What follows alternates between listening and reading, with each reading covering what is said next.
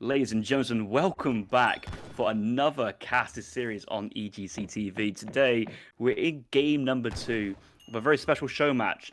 Is Portugal OP? I think the question from the last game is possibly not, but we may see the comeback start in game number 2. Kaister playing Portuguese in every single game of this series, taking on Breeze, who's going to play an assortment of civilizations just to prove a point, to prove that the Portuguese civilization is actually not that overpowered on water maps. Breeze managing to win game number 1, but now in game number 2 has decided to play as the Haudenosaunee. Well, Kaister, he's locked into Portuguese. He will still be playing the Portuguese. Breeze spawning into the eastern map in the colour orange, with Kaister spawning to the west in the colour green. Early dock coming down from the Haudenosaunee.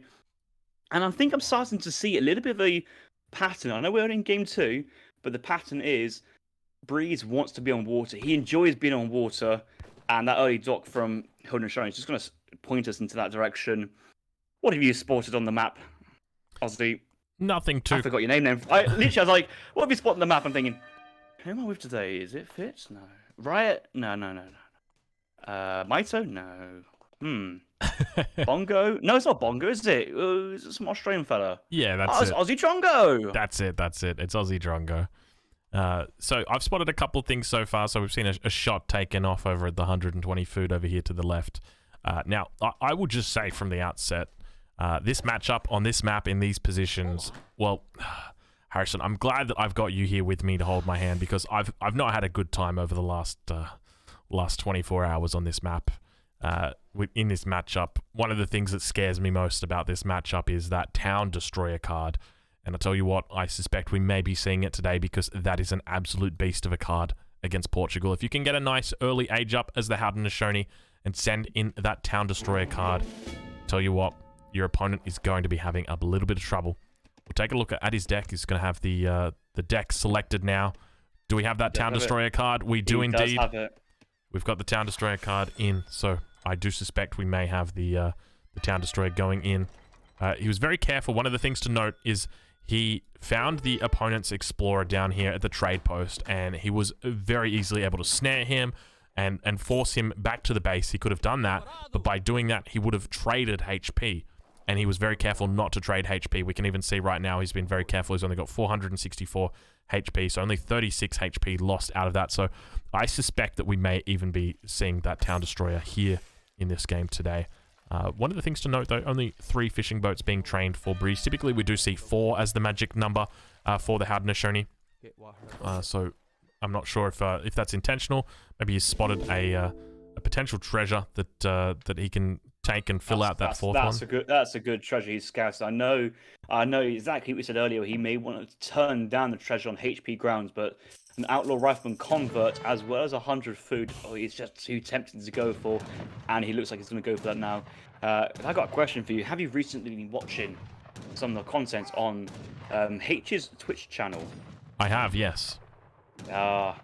He was showcasing a recorded gameplay of himself getting very frustrated in the same matchup, playing as the Haudenosaunee on this map against Kaister, and getting absolutely smashed. Yeah. And you're saying on one side, this is a tough matchup from Town Destroyer. I'm thinking, if Kaiser can get to the 4th phase and spam those monitors, baby, we're gonna have some fun time. Just dropping monitor shots all over the map.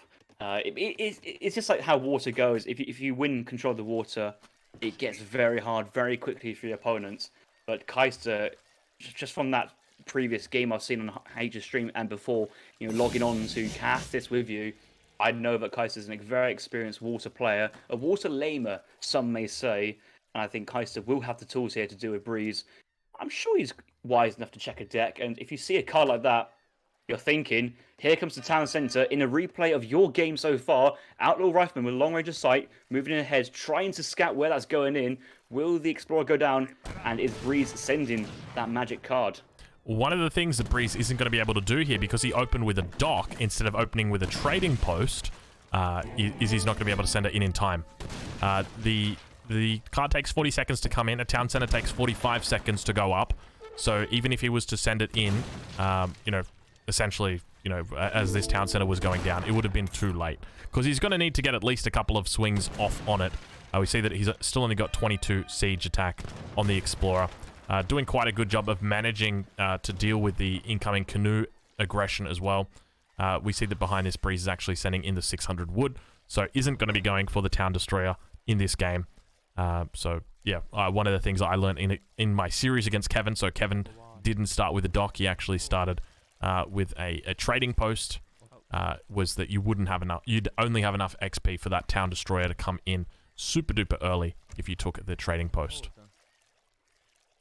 Maybe just the presence of that card has forced Kaiser to keep that town centre slightly more to the northwest position than he may have wanted to have done at a previous, like he did in the previous game, where he went a little bit more closer to the coast, a little bit more to the middle of the map, trying to secure more of the water. At the moment, that town centre is a bit away. There's a jut of land to the north. He's not actually securing that much of the water so far. I do see a dock on the north side of the island, on the northern side, so a lot of lines starting now open up from Kaister. Those early canoes from Breeze, I'm not too sure they did the damage that he wanted to do so, and 100 wood per pop was quite expensive. Yeah, well, Breeze, one of the things that Breeze says is that the canoes from the Haudenosaunee can actually deny a town center for the Portuguese. But it definitely seems like Breeze wasn't able to achieve that goal here today in this game. It's going down, it's going down. It has indeed gone down, so the two caravels taking out that Haudenosaunee war hut on the edge of the sea, unfortunately. So a little bit too close. Probably needed to go a little bit further back. One of the things that we see that that players will do is they'll move with their outposts in further and further around. We've now got the caravels beginning to just put a little bit of damage out onto the dock. I say that, but there's actually no damage done to the dock. They've got 120 anti-ship attack right now, but just keeping him idle. Just saying, hey, there's fish in the sea, but none for you. House now going down somewhere. I smell it. I can see a house. Oh, no, it was a war hut, rather. And a large shipment, the 800 resources, going to be coming in as well. We never actually took a look at the decks. We did see the Town Destroyer in there, but we've got the Advanced Dock in here, Water Ceremony. We've got the 3 Privateers, so really nice card. A canoe up here to the north. Nothing inside the canoe. So it looks like it's going to actually be able to scoot past. If he wanted to, he could chuck these fishing boats into the dock and take this canoe out, actually. Let's see if he does it. Most important thing is he's scouting the caravels, ensuring that he does have the time to throw down that war hut on the coast. If that second war hut on the coast was denied, which to be fair, Breeze just placed it down the coast, and he was essentially praying that Kaister wasn't on the ball and would have picked that off. I think the game could have been over there and then. 2 war huts being denied is just really tough and something to come back from. But now he's got some position on the coast to fight from. A war hut will do some damage from the caravel and force it away, and will give some sort of sea presence for Breeze to get a couple of fishing boats working. Caravel topside, fishing boats may need to go back into the dock, but if that first war hut went onto that right island, maybe not the left island, but the right island, I think that first war hut would have gone up and secured a lot more of the sea for Breeze and give him a stronger platform to jump off of. Yeah, I think you're 100% right. I think one of the other interesting things to note is that the Kaister's really spread himself out a lot more in this game. He's put his docks down in more aggressive positions. We take a look at his deck. We can see that he's actually included Advanced Dock in his deck now. So it's great to see that he's already making adaptations to his play. He realized that, hey, I need Advanced Dock here. He's also going down and grabbing the Huron native settlement, which is going to give him access to this amazing technology. 15% fish, 15% whale gather work rate increase for 75 coin and 75 wood. An incredible upgrade. So going to be, less than gill nets, but giving more. It's still worse than gill nets and long lines, considering you have to pay 200 wood for the train boats. It's a nice additional top-up investment. I'm not going to deny that. Yes, but true. Instead of at this point going fish market, if he had long lines, I know he's got 3 docks as well, so I know he's still got no low number of fishing boats. But the earlier you get long lines, just the faster it pays off, and the faster you start exploding your economy underwater. Bit of fish, a bit of coin here from the whales, your economy is looking absolutely tickety-boo, as they say. What's it looking? Sorry? I don't know. It's one of my dad's sayings. He's probably an older person, and quite often you hear that on construction sites. I don't know. It's a weird saying. Indeed it is. And speaking of weird, we've got 3 privateers that are about to come in up the north here. Here they go, about to pop down on top of this dock. Let's see if all 3 of them manage to spawn. They do indeed. Oh, that's so close. Or potentially there was some of them not going to spawn there. Managing to get their broadsides off onto the caravel. Doing a nice little bit of a pull trick right there. I'm not sure if you saw that. Villagers on the islands, we've got a multi-pronged attack here from Breeze. He's rehearsed this. He's got an idea what he wants to do. The privateers on top side distraction. Canoes forcing fishing boats away to not get into that dock as well. So that dock is on quite low damage dealing. The caravels have been forced away. And actually, this naval presence here from Breeze is very strong. Will force Kaister to have some reaction. I know he's aging up to the Fortress Age. I know he's stacking resources to potentially jump to the Industrial Age. But with no water control, we may go back to the situation last game of Kaiser trying to stay alive on the coast with outposts, town centres, and the occasionally training the monitor and frigate. But more importantly, though, not fishing. Yeah, that's a huge part of it, is that his economy is idle while he is doing this. And one of the things that we see is, so no advanced dock has been sent in just yet. So not really using those cards preemptively. And probably, I guess when you talk about, you know, the 3 privateer card, it just sort of comes out of nowhere. So unless you've got a shipment that's ready to send, then you do get taken by surprise. And that's exactly what happened over here. So now Breeze is in quite a decent position, being able to fortify this island. One of the things in the last game that we saw that didn't happen was fortification of the island. And I suspect that's probably because monitors typically are very, very good against fortification. So, you know, even if you build an outpost here and an outpost up here, if you monitor attack down here, it's still going to affect the outpost over to the right because it's got AoE on it. So it makes it a little bit difficult. Nonetheless, well, in this game, that might play a factor because the war hut is quite a wide tiled building. It's a square. It's the same shape as a barracks. But in the previous game, both European civilizations, the fortified outposts, quite a narrow building. The area effects may not be that important if you spread out your outposts, but more importantly, they are long range. They cover quite a lot of this sea to left hand side. Any boat spawning from Ivy's docks, or especially that top dock, will get taken down or at least getting some fire. So yeah, it's tactical, it's opportunity. But 2 caravels, a dock defending, town centre nearby. The privateers, they're just going down. You like, great, trade off some HP, but don't lose them. Losing all 3 privateers, you're just gonna have a bad time. And I think Breeze has just dropped the ball there. Looks like. Yeah, I've got to agree with you. I mean, he's managed to establish himself on these islands now, getting up war huts. Chucking down a second war hut on this western island as well. Going to be giving him some pretty decent control over this area, but obviously the consequence of long range shot has gone down. Yeah. Now this is a nice position. 2 war huts overlapping each other, giving each other protection, slightly separated in case a fast age up happens behind. A frigate comes out, that will pick off the. Oh, he's gone for the he's gone for the broadside on the privateer. That was overkill there. That war hut might actually get up. This is going to be close. Yeah, I think if he can manage to murder the villagers in time, he should be okay. I think he's focusing. Yeah, he's not focusing down. The frigate was like going back and forth between who it wanted to shoot, but I don't think he realized that there was only 20 HP left on that privateer. So he managed to broadside it, doing, you know, probably close to 500, 600 damage. And it all went to overkill, unfortunately.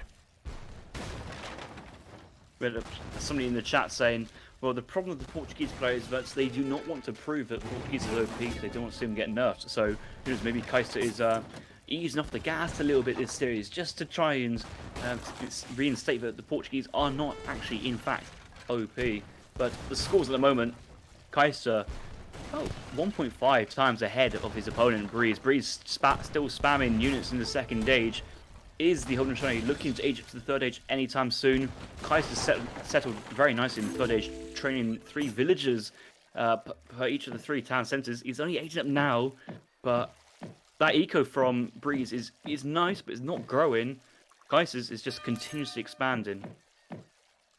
Yeah, I think with this challenge, both players are incentivized to win. If Breeze wins, he establishes that Portugal is indeed a civilization that can be beaten on water. If Kaister wins, he establishes that Portugal are an undefeatable civilization on water and subsequently require a nerf. I guess the difficult part... No. Oh my god, you're right. Portuguese are OP, but Sweden beat Portugal. That means Sweden is mega OP. Devs, you know what to do. Get that nerf right on Sweden. for the community, for all of us. No, no, no, no, no, no, no, no! All right, all right, all right. It's okay. That's all right. Okay. Where were we? Okay. Yes, Portugal's overpowered. Let's talk about yeah, about Portugal being strong. So there's lots of fishing boats here, and he's got lots of fishing upgrades, and he's collecting a lot of resources with those fishing ships. It's very balanced, isn't it? Oh, time out. I just saw advanced dock here from AgeofKiller. He sent the advanced dock, so canoes will buff the attack, so will fishing boats. That's 240 siege. That is fairly respectable. So you can see how Breeze, I think because he's playing as a Native American civilization who don't really get access to much artillery in the third age, that is the only real way Breeze can strongly contest the water. The warhuts do a job, but their damage is relatively capped at 100 siege. They don't get ready access to the heated shot upgrade from the arsenal. It needs to send European waves if they want to even send that upgrade. So, Breeze is thinking right now, I need to hold on with advanced docks, and then maybe when I get to the fourth age, maybe then I can send light cannons and have artillery controlling the islands. But until then, he's in for a tough ride. I know that Breeze is aging up to the third age now, but Kaister, it may be soon when he's going to the fourth age. Just checking on how he's doing. Going with the economic theory. No age up in queue just yet. Still getting sieged down here by his opponent. Looks like some dragoons, or hussars rather, moving out to go and deal with this explorer finally after dealing almost 1,000 damage to this trading post.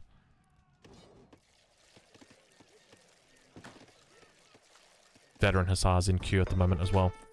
So it looks like he's going to be potentially looking at doing a hussar switch, or at least training some hussars on the land. Fishing boats.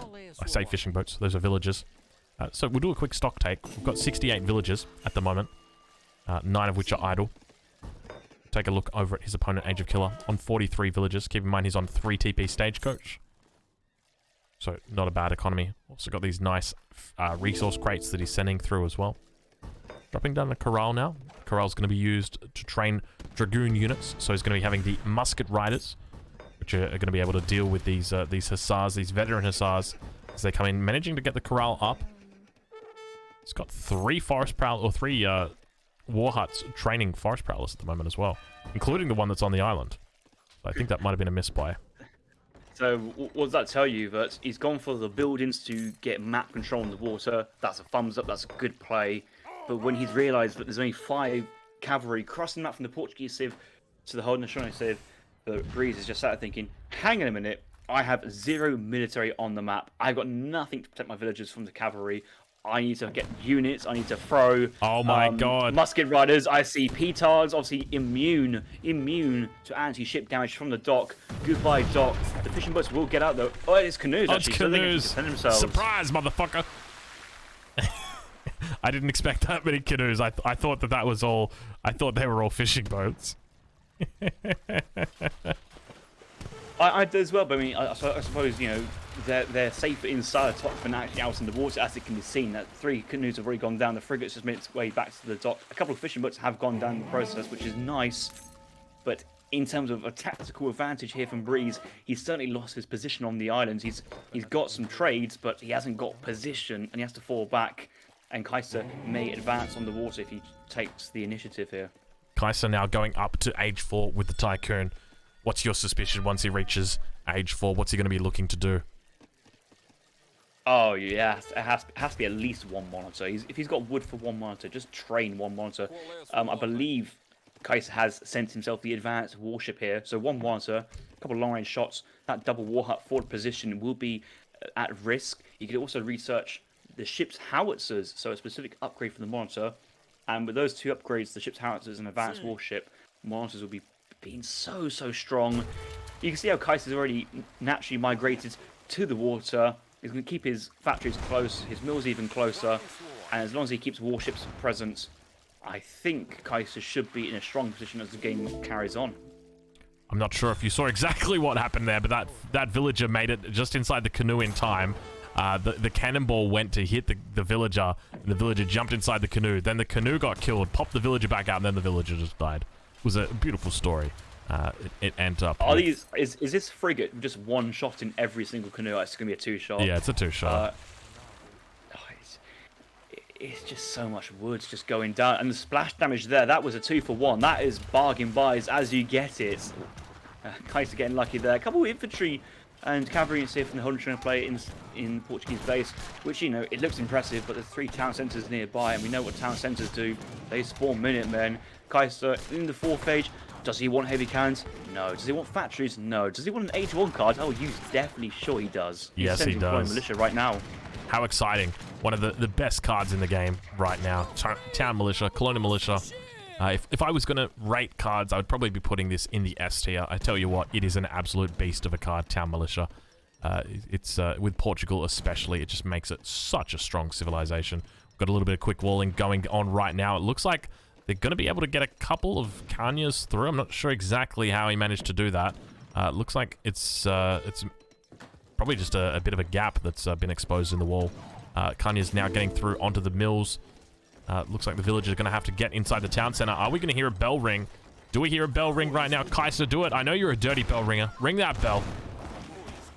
You know what? I wouldn't be too objective. He does ring the bell, actually. Like, he's not... His eco is not like... He doesn't need the resources now. He's got the boats, he's got the town center. He wants the villagers in the town center to do the damage from the colonial militia card. And as soon as... Well, he's just forced the colonial militia big button. So instead of having 800 idle resources in the town center and the cavalry just run away because they've got nothing else to do, Kaiser just spent 800 resources to force the cavalry away, and now those Minutemen would go back down to 1 HP. So either or, different routes to do it. But that was a nice raid from Breeze. Yeah, I gotta agree with you, definitely. I think with the Minutemen call especially, because then it means that there can be no subsequent Minutemen call from that town center as well, so you know you're safe to come back to that. If I'm Breeze, or if I'm Kaiser in this position, I'm just deleting this town center. I'll rebuild it, just so I can use my Minutemen again. The Colonial Militia is just such a damn strong bonus to have on your town centers, and it's really important that you retain it.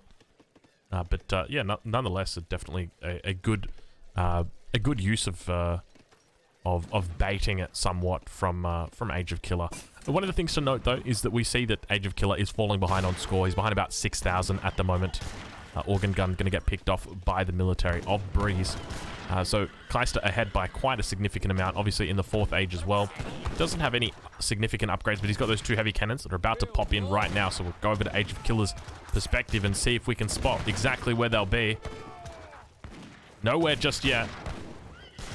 A southern pop of Minutemen from that starting town center could be actually a really strong move here from Kaiser, cutting off the logical retreat here from Breeze, forcing that near the coast, and that's a big volley. Oh my god, a couple more dragoons as well, and infantry is basically cleaned up. I don't think there's no lock on, but the town center is basically will be finishing them off. There's enough splash damage from the heavy cans, and all those Pharaoh's prizes have gone down, and these are elite skirmishers as well. They're so strong. The GG's been caused.